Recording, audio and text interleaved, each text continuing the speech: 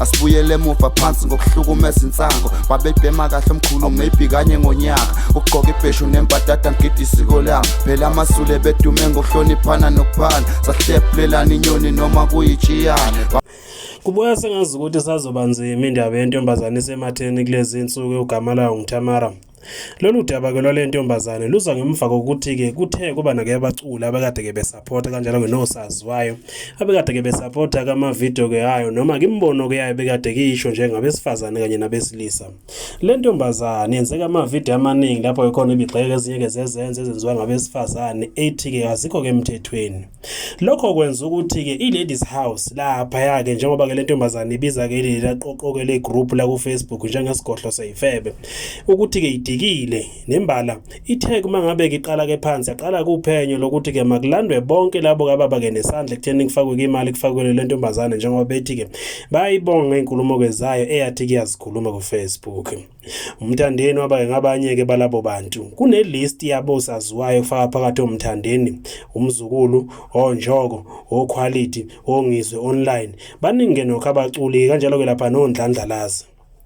Kule list ke nokho sitheke yaphuma ke umthandeni kubuya sengazi ukuthi ke useyiphendulile kudaba lwawo njengoba ke bebekade ke bethi abesifazane bonke ke benxusa ke Ladies House ukuthi ke mayiye kubona bonke labo saziwayo ababalelwa ke eshumini ke nanhlanu abathi ke bayeseka kuthiwa ke mabahambe ke beyo press unfollow emapagini ke laba baculi noma ke labo saziwayo kuthiwa ke makwenziwe show ukuthi ke labo saziwayo labo ke abalandelwa ke nangolukhalo.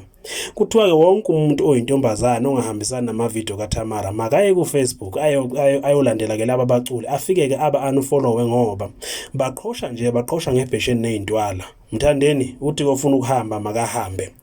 Kule list ke siphumile sekubonala sengazi ukuthi ke sekukhona uxegaxega kwabanye abaculi abangazethembi ebuculini ke babo. Kula baculi umzukulu ubonakaleke ngena ku Facebook eyothi kuyafisa ukwazi ukuthi ke yini lena yoneli uyoneke kubani. Uthi ke futhi uyafisa ukuxolisa. Wabeke sefaka i-hashtag ethi ke mhlawumbe ngenzeka ukuthi ke nibasela kama ex ngami. Umzukulu phela ukhona ohlwini ke labaculi okuthiwa ke bakade besupporta kuTamara. Kulona ke lolu hluke igama lakhe ke naye likhona emagameni ke benongizwe. Ungizwe phela ngomunye wabantu aphumela kobala wathi ke cha uhamba ke sidana ke noTamara.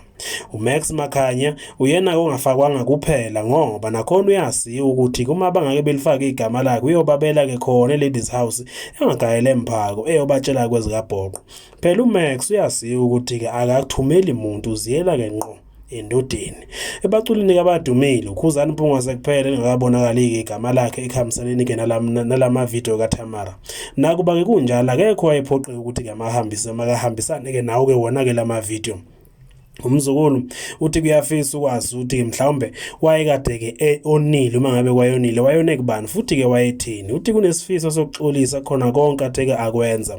Lokho ke kumenzeke wangaba ke nalo ke nje ke lapha ke bakithi ke wangakwazi ke ukuma njengoba ke ethe kwafaka enye ipost lapha bekade nxenxa khona abalandeli ukuthi ke mabathenga amathikiti kwathiwa makahamba yonxenxa ke uTamara ngoba ke nohambisana ke noTamara.